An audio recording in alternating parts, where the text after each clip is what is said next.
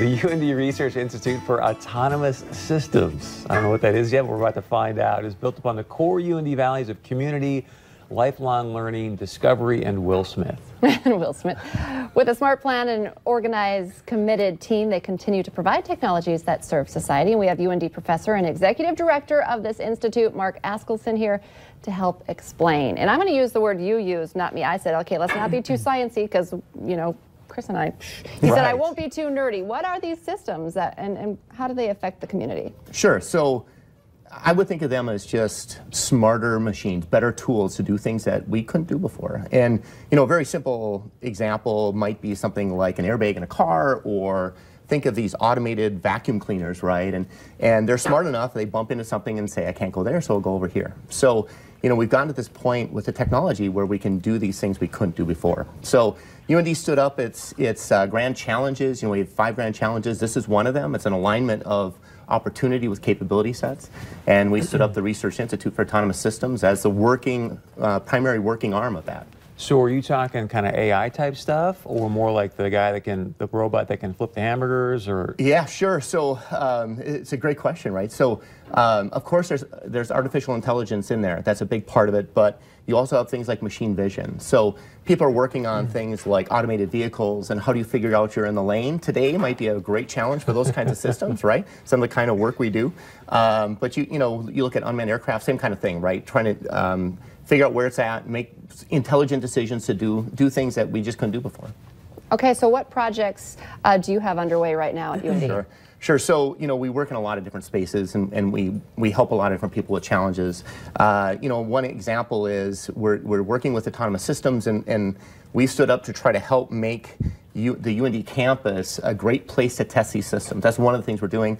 You know, we're doing work for the DoD, but what I probably focus on right now is something that's getting a lot of attention is something known as beyond visual line of sight. So one of the challenges with unmanned aircraft is proving that you can safely fly beyond the line of sight of the human, of the pilot that's flying it. So we've been working this challenge for a long, long time, and you know, UND is leading one of these efforts to develop a capability for this that would be broadly available to commercial entities.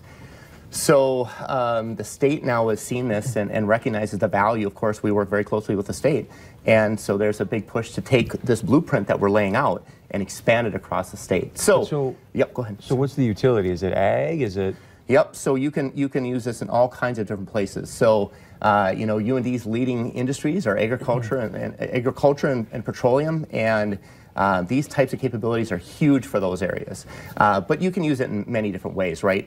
Some of the things that get me most excited are humanitarian uses. So go find that lost hiker, or you know, just you have a human in need, needs help. Let's help them, right? But economically, it has a huge impact as well. So, is this the kind of research that you could sell to Amazon so they could have these drones flying everywhere to drop off the packages? So we talk to a lot of companies like the Amazons of the world, and package delivery is one of the possibilities that this BVLOS flight would enable. Sure, sure. I love it. It seems like there's all this work going on behind the scenes, and it's so scientific and tech advanced, and yet it really is just going to create an easier life for all of us who didn't have to do any of this work. So how exciting is that to be part of that behind the scenes? Yeah, I mean, I think it's our mission, right? It's an incredible place to be at an incredible time. And so I think we're living through one of the greatest technological transformations of our lifetimes.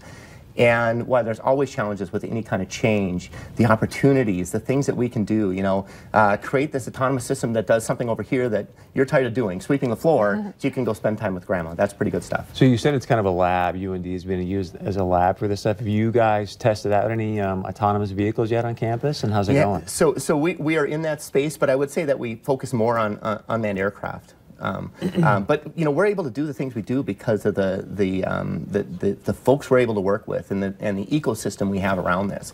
And that runs from our leadership in Washington down through the leadership at the state level to the universities, to industry, to DoD, and you look at the National Guard. All of these folks are working to solve these types of challenges. So we're very lucky to have that.